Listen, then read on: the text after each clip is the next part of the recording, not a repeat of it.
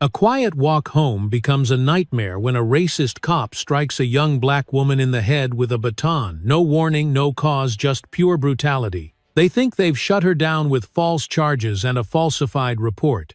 But they picked the wrong woman. She's a law student with ties to federal courtrooms, and her sister is a powerful judge who doesn't play games. What starts as an assault turns into a federal investigation that exposes corruption, shakes an entire department, and brings a crooked officer to his knees. This isn't just a story, it's a turning point. Stay with us, you won't believe what happens next. Let us know where you're watching from and what time you're tuning in. Drop a comment below. We'd love to hear from you. It was just after 9 p.m. when Leona stepped off the last bus at the corner of Baxter and 3rd, the soles of her sneakers pressing softly into the damp concrete. The evening air still carried a faint scent of rain, pavement, sweat, and wet leaves curling at the edges, and above her streetlights buzzed with that sickly yellow glow that always made her feel like she was moving through a memory instead of the present. She tightened her grip on the canvas bag slung across her shoulder, adjusting it to avoid the growing ache in her back, and started walking toward the small duplex she rented 2 blocks down. The streets were quiet, a little too quiet, like the calm that comes when everyone in a neighborhood has already drawn their blinds and turned the volume down, not out of comfort but out of habit. She kept her pace steady, the rhythm of her steps almost meditative, letting her mind drift back to the lecture from earlier constitutional protections in the face of state overreach.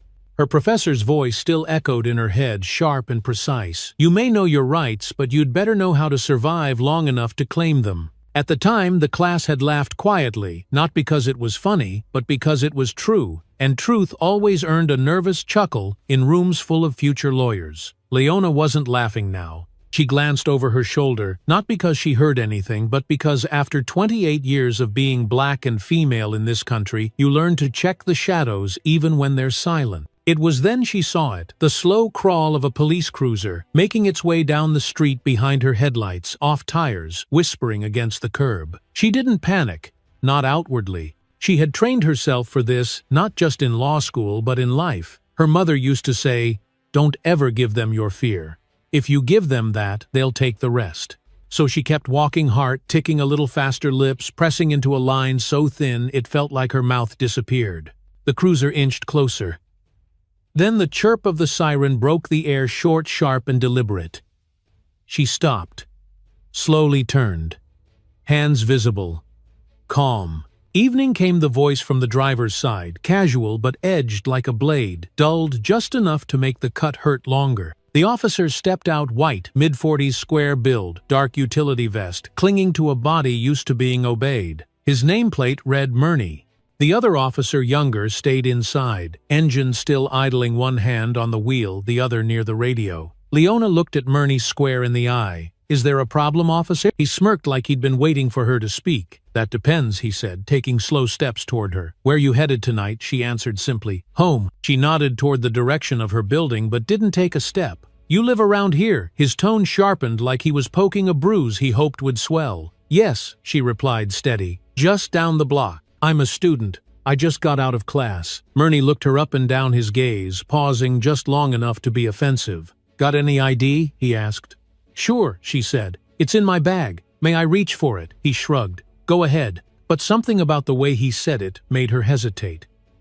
Something in the angle of his jaw, in the way his hand rested too close to the baton on his belt, told her this wasn't about her ID.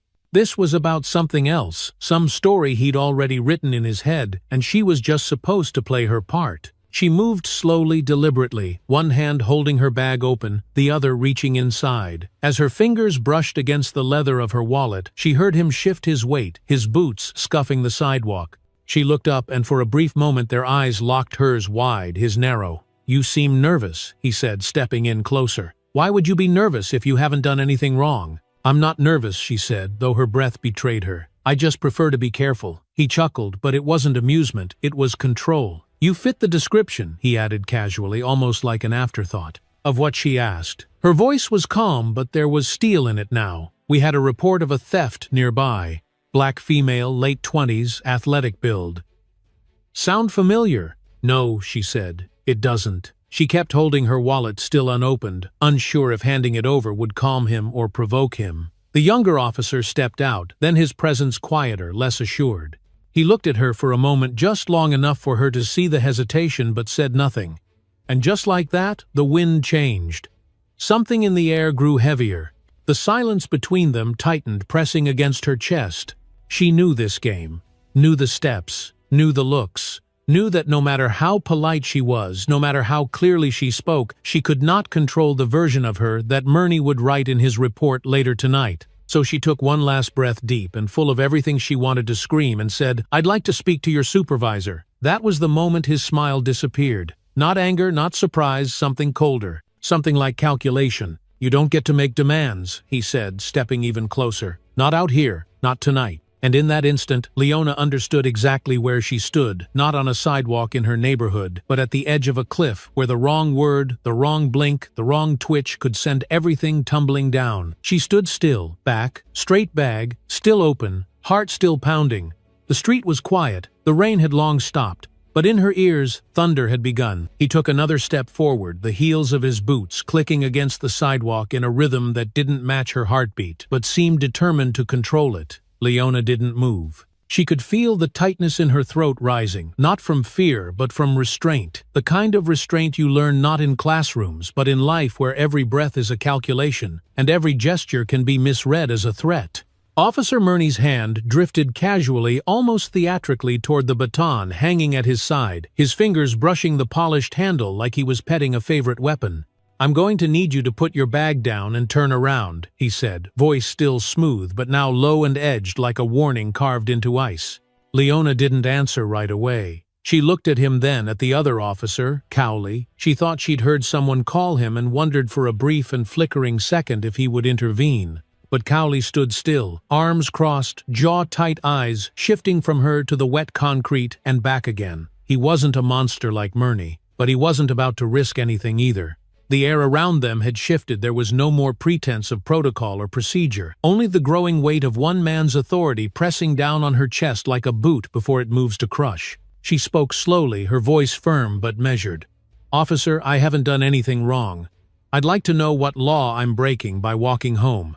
Murney's smile returned, but this time it didn't reach his eyes. It was thin, tight, and full of something darker than arrogance. "You're being uncooperative," he said.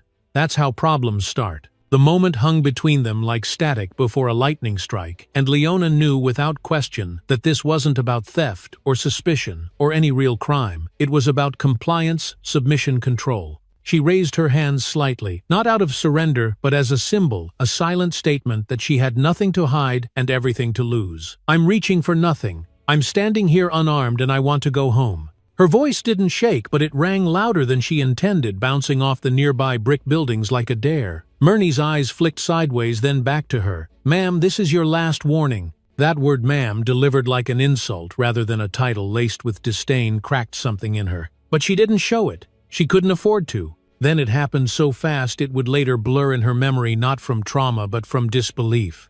He stepped forward, reached with his left hand as if to grab her arm, but when she reflexively stepped back, his right hand shot up baton, gripped tight, and without a word or hesitation he swung. The blow landed just above her left eyebrow with a sharp, sickening sound, like a dull branch cracking against a stone.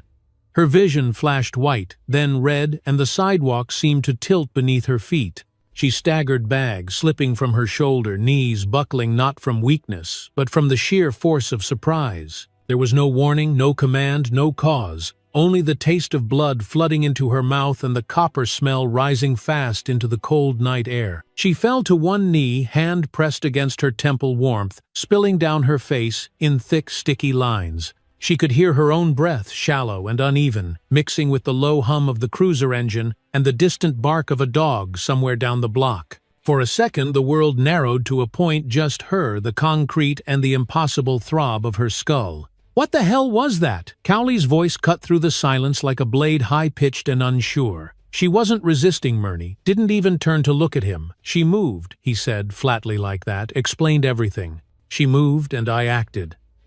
He holstered the baton with mechanical precision. The click of it, locking back into place louder than it should have been.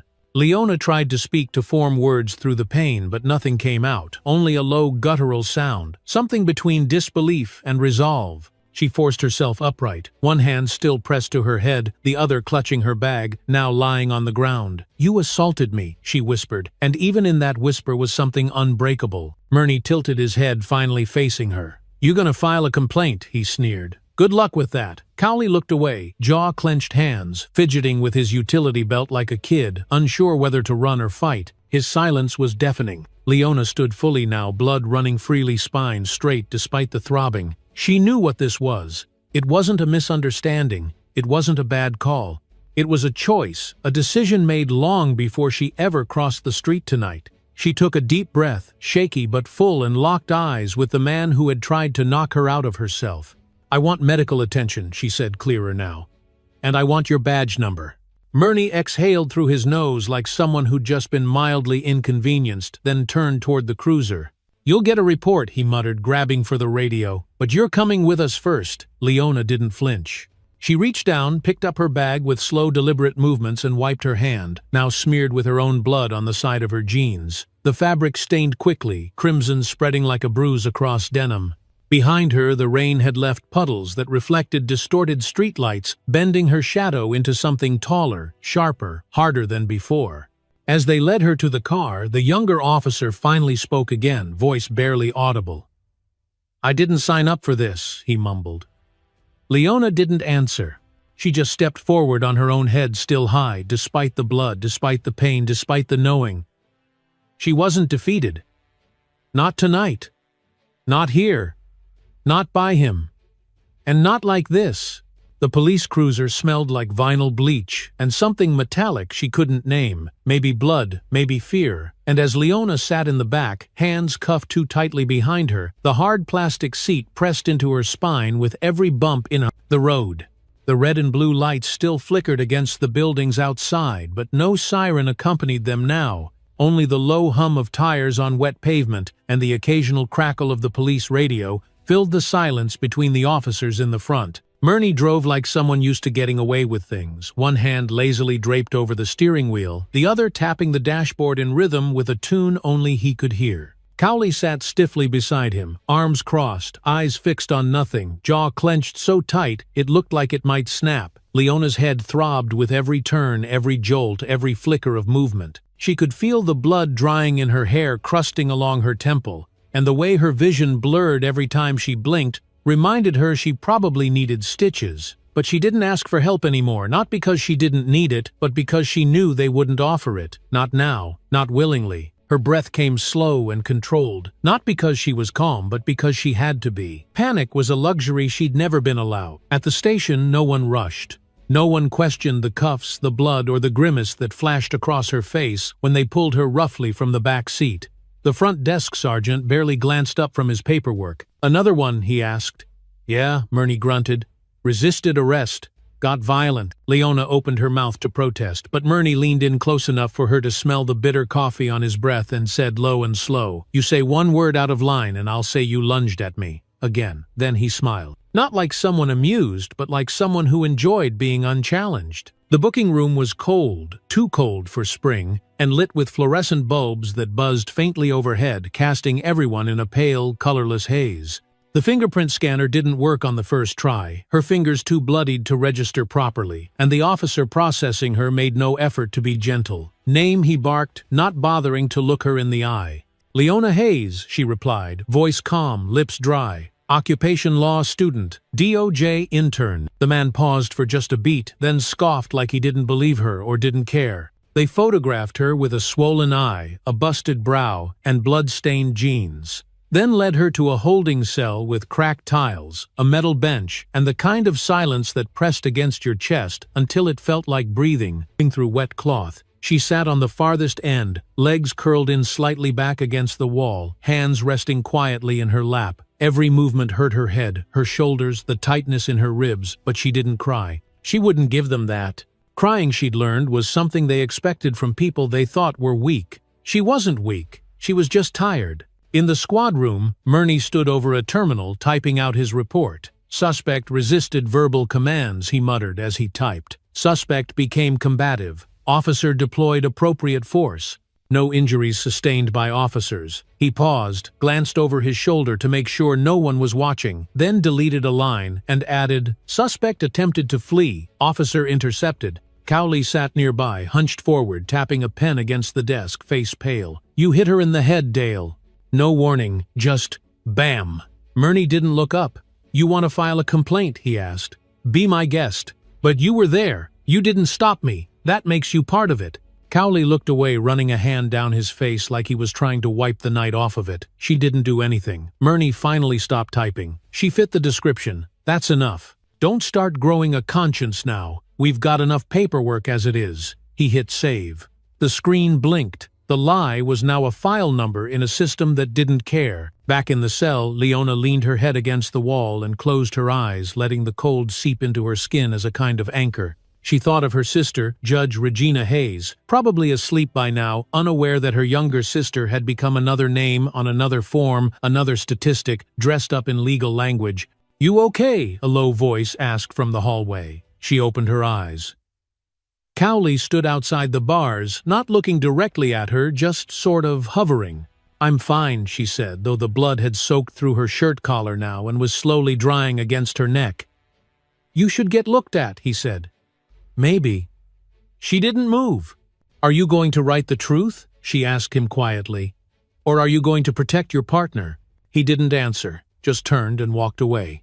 She sat alone for another hour, maybe more, the ticking of the wall clock louder than the voices down the hall. Somewhere nearby someone was laughing, but it didn't sound like joy. It sounded like habit, like the kind of laugh people use to fill spaces where the truth might echo too loudly. Leona leaned her head back again and whispered to no one, "They have no idea who I am." And though her body hurt and her future now lived inside a false report, something inside her held firm, unshaken, not rage, not revenge, but resolve. The kind that doesn't roar, the kind that waits. It was almost 3 in the morning when they finally let her make her phone call, her hands still raw from the cuffs, and her forehead throbbing beneath the hastily applied gauze that stuck unevenly to her skin. The holding cell had gone quiet save for the low buzzing of a flickering light overhead and the occasional creak of a chair shifting behind the booking desk. Leona held the receiver in both hands, her fingers trembling slightly, not from fear anymore, but from the cold, the exhaustion, and something deeper that she hadn't yet named. The phone cord twisted around her wrist as she dialed the number from memory, a number she hadn't used in months, not because they weren't close, but because they both knew how dangerous it was to be tied together in public. She listened to the rings, 1, 2, 3, and then the line clicked. Her sister's voice came through low, gravelly, cautious. "Regina Hayes." Leona exhaled slowly, the way people do when the world starts to loosen its grip on their throat. "It's me," she said.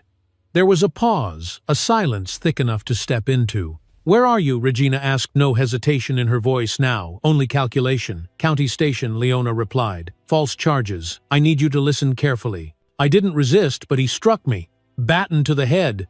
They're trying to bury it." The line went quiet again, but it wasn't dead. She could hear the rustling of sheets, the creak of a bedside lamp being turned on the shuffle of papers being moved aside. Regina didn't waste time with questions that didn't matter. "Name?" she asked. "Murney. First name Dale. Partner is Cowley, younger, quiet." Regina scribbled something down the scratch of pen on paper, steady, precise. "Hold tight," she said. "Don't speak to anyone else. I'll handle the rest." Leona hung up the click of the receiver louder than she expected, echoing slightly in the quiet hallway. She turned, stepped back into the cell without being told, and sat down on the same cold bench this time, folding her arms tightly across her chest. She stared straight ahead, not at the wall or the door, but at something beyond the space, something only she could see. A courtroom, a hearing, a reckoning. Back in her office, Judge Regina Hayes moved like a woman who had trained her whole life for moments like this. Her night robe hung loosely over her shoulders as she opened her laptop screen, glowing blue in the early hours, fingers already flying across the keyboard. She pulled up federal records, cross-checked Murney's badge number, reviewed disciplinary reports buried under layers of bureaucracy. 1 complaint, 2 closed investigations, 1 body cam footage conveniently corrupted after a suspect required hospitalization. It wasn't a surprise, it was a pattern, and now it had touched blood that belonged to her. She made 3 phone calls, one to the DOJ's Civil Rights Division, one to the local federal prosecutor, and one to a contact in Internal Affairs who owed her a favor he hadn't expected to cash in so soon. She didn't shout, didn't plead, didn't explain too much. She spoke in measured tones, each sentence a line of legal precision wrapped in quiet rage. "You'll want to handle this off the books until sunrise," she said more than once, "because once I go public, there won't be any coming back." By dawn, the wheels were turning. At the station, Officer Cowley stood in the break room, nursing a lukewarm cup of coffee he hadn't touched. His knee bounced under the table, a nervous twitch he hadn't been able to stop since the report was filed. He told himself he wasn't complicit, that silence didn't count as violence, but the way Murney had smiled after the baton landed haunted him like a bad dream he couldn't wake from. He kept replaying it, the look on her face, not just pain but betrayal, like she'd seen it before too many times to be surprised anymore. Across the hall, Murney sat at his desk, boots kicked up, tapping out a text with a smirk that hadn't left his face since the paperwork cleared. "Another one for the books," he muttered. "No big deal." But he hadn't noticed the shift in the atmosphere yet, the way dispatch stopped making eye contact, the way the station doors creaked open just a little too early for the next shift. He didn't see the 2 unmarked cars pull up in the side lot, didn't see the plainclothes agents step out with folders under their arms and badges clipped to their belts in that unmistakable way that said, "We're not here to ask." In the holding cell, Leona sat with her eyes closed, but she wasn't asleep. Her breathing was steady now, the kind you learn from years of learning how to wait with dignity, how to survive long enough to speak the truth at the right time. She could feel the bruise swelling above her eye, the tightness along her jaw where the skin had split, but she didn't focus on that. Instead, she repeated her sister's words silently to herself like a quiet prayer. "Hold tight, I'll handle the rest." And somehow, despite the night, despite the cuffs, despite the silence that had swallowed her whole, she believed it. Not because she needed hope, but because she had something better: memory. Memory of the courtroom where Regina once stood alone and made a room full of doubters sit down and listen. Memory of her own voice, steady and calm, cross-examining witnesses in mock trials where she was never supposed to win. And memory of every time she'd been told to be quiet and had instead chosen to prepare. She smiled just a little, not out of relief, but because the shift was coming, and they didn't even know it yet. The knock came just before 7 a.m., sharp and deliberate, like the sound of someone who already knew they didn't need permission to enter. The front doors of the station creaked open, and in stepped 2 federal agents in plain suits, the kind with worn leather briefcases and tired eyes, who didn't flinch at the smell of stale coffee or the hollow echo of boots on linoleum. They didn't announce themselves loudly or flash their badges like in the movies. They simply walked in quiet and steady, the way people do when their authority doesn't need explaining. The morning shift had barely started, and already the entire energy inside the building shifted. Something in the air slowed, as if time itself had paused to listen. At his desk, Officer Dale Murney glanced up from his phone, half-chewed pen between his teeth, and caught the movement just past the bullpen. He didn't recognize the men, but he didn't need to. He knew that kind of presence. He leaned back in his chair, raising an eyebrow, but kept his expression blank, confident. He'd danced with Internal Affairs before.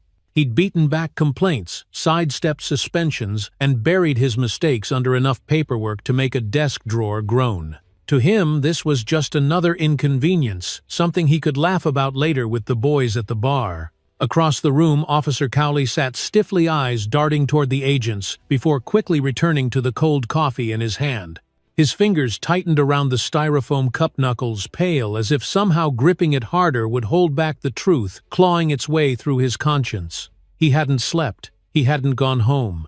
And now, as the agents moved closer, he felt the thin layer of distance he'd tried to maintain begin to collapse. Detective Murney, one of the agents, asked, stopping just short of his desk. The room quieted. Chairs stopped squeaking. Conversations hung mid-sentence like forgotten thoughts. Murney stood slowly, straightening his belt with a smug kind of patience. "That's me," he replied. "What's this about?" The older agent, tall with a salt and pepper beard, didn't smile. "We're here to discuss the incident involving Miss Leona Hayes. We have some questions about your report." Murney's jaw twitched, but he didn't falter. "Happy to help," he said, and motioned toward the back conference room with exaggerated politeness. "Let's talk." But even as he led them away, his mind was spinning not with fear but with calculation. He assumed the girl had tried to pull strings, maybe even threatened a complaint, but he wasn't worried. He had written hundreds of reports. He knew how to control the story. What he didn't know, what he couldn't have guessed, was that Leona Hayes had a sister who wore a black robe and sat behind a federal bench. In a quiet corner of the station, Leona sat across from a nurse sent in by the federal team, her temple freshly stitched, her vitals taken with a tenderness she hadn't expected to receive inside this building. She said little, answered only what was needed, her voice soft but deliberate.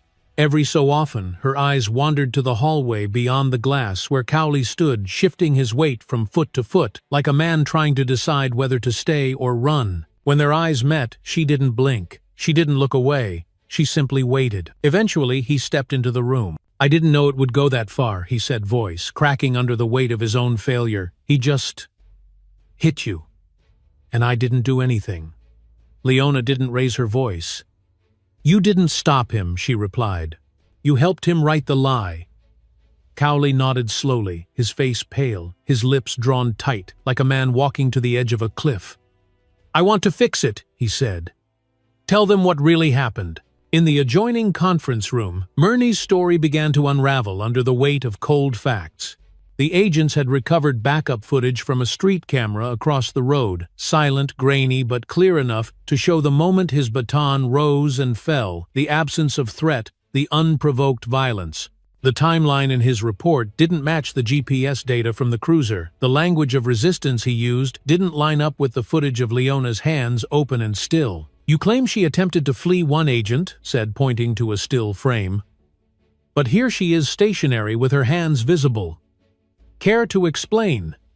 Murney shifted in his seat. "Situations escalate quickly. Officers have to make split-second decisions. You wouldn't understand." The agent raised an eyebrow. "No," he replied, voice dry, "but the law does." Outside, the sun had risen fully, now light filtering through the narrow windows in soft golden streaks. The hallway buzzed faintly with whispered conversations and shuffling footsteps, but in the small interview room, Leona sat still, her breath steady, her mind sharper than ever. She could feel the moment turning, could sense the weight of the lie beginning to break under its own pressure. And yet she didn't allow herself the comfort of relief, not yet. Not until she heard it. It came around noon. "Officer Dale Murney," a voice called firm and clear, "you're being placed under arrest for filing a false police report, assault under color of law, and violation of civil rights." The station hushed as if the building itself had taken a breath and held it. Murney, once bold, now stood frozen, his confidence stripped bare by the echo of his own actions. As they cuffed him the very way he'd cuffed so many before, he looked over his shoulder just once and saw Leona standing in the doorway. She didn't speak. She didn't smile, but her eyes held something he hadn't expected to find. Not revenge, not satisfaction, but clarity. And in that gaze, something inside him folded small, mean, and hollow. She watched them walk him out of the room, the sound of his boots now heavy and uncertain on the tiled floor.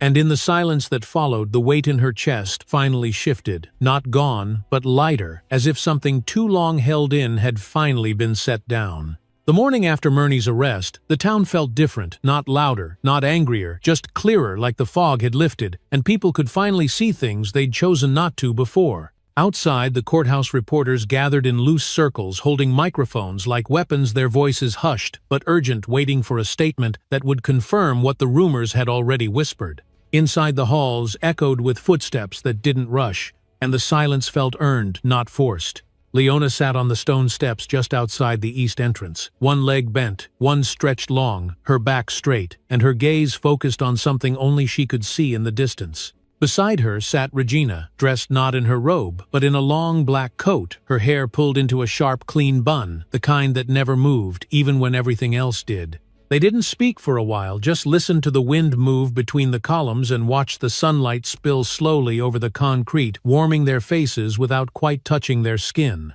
A pigeon landed near Leona's foot, pecked at something invisible, then flew away.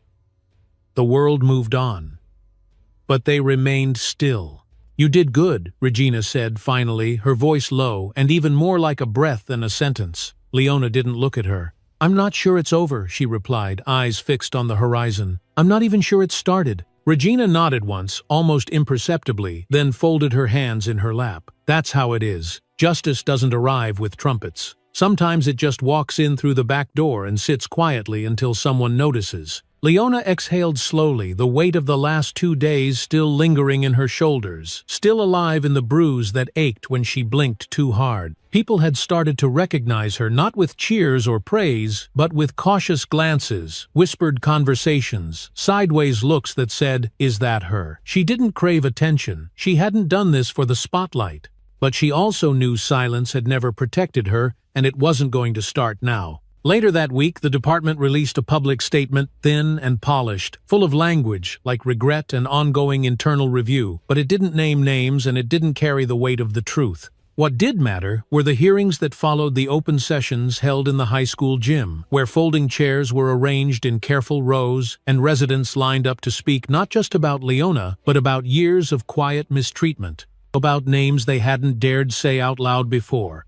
It was messy, it was emotional, and it was real. Leona didn't speak at the first hearing. She sat in the back, watching, listening, letting others fill the space that had once felt too dangerous to step into.